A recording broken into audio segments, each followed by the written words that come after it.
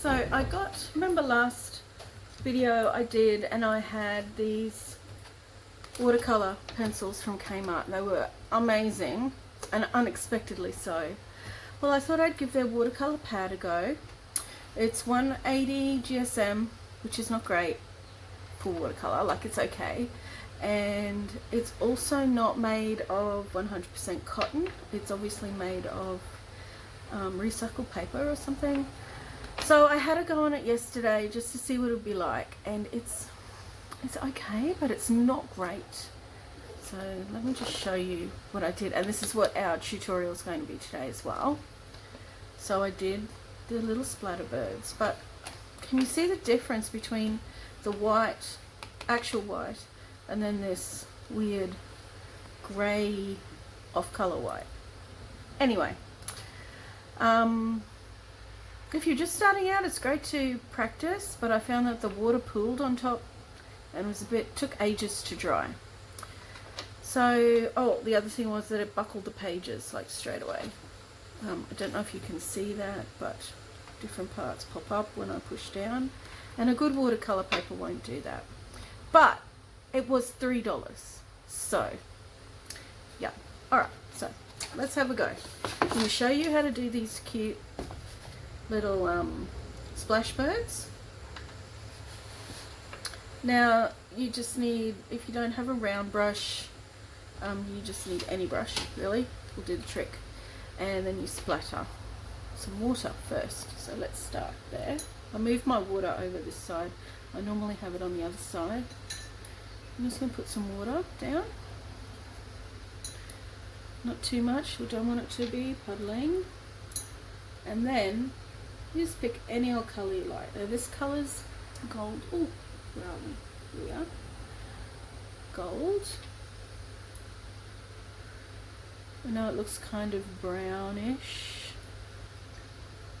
And then I will put burnt sienna with it. I actually really like burnt sienna.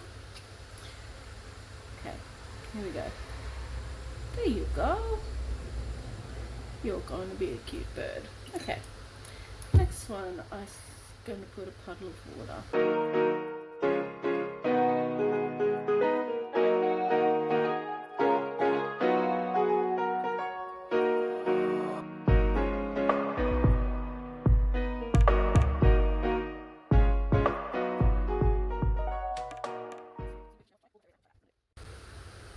So as you can see, the colours don't dry quite as brightly as they could if we were using different colour.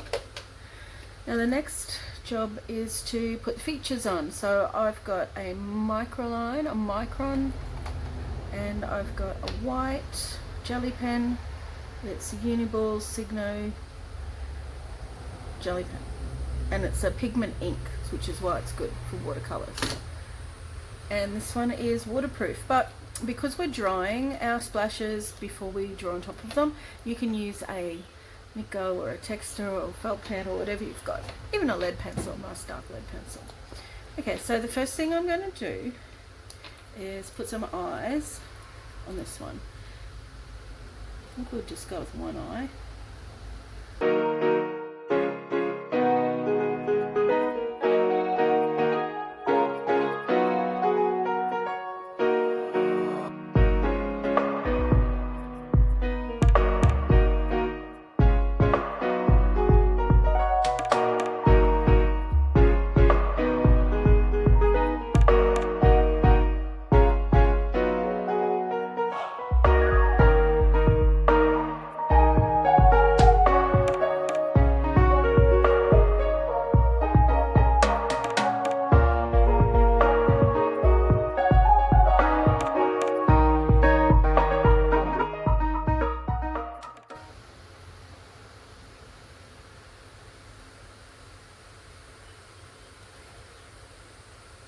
And some leaves just growing out of there. I'll put some grass with that. Let's have this in a flower. There we go. You get the drift. And then just add some ground in. If you're keen. Now I've wet my brush and I've hardly put any of the green on it. It's called sap green if you are following along.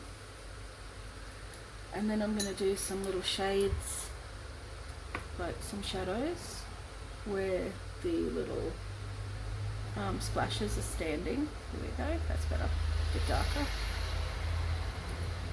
And if you're really into it, you can paint your doodles. And to say, it looks great whether you paint the doodles or not, so don't worry too much about it. And they don't have to be real colours either. You can paint them whatever you like. It's your painting. It's your creation. Go for it. There's no mistakes. Unless you call it a mistake. Yeah? I like that. I like that philosophy about art. And done.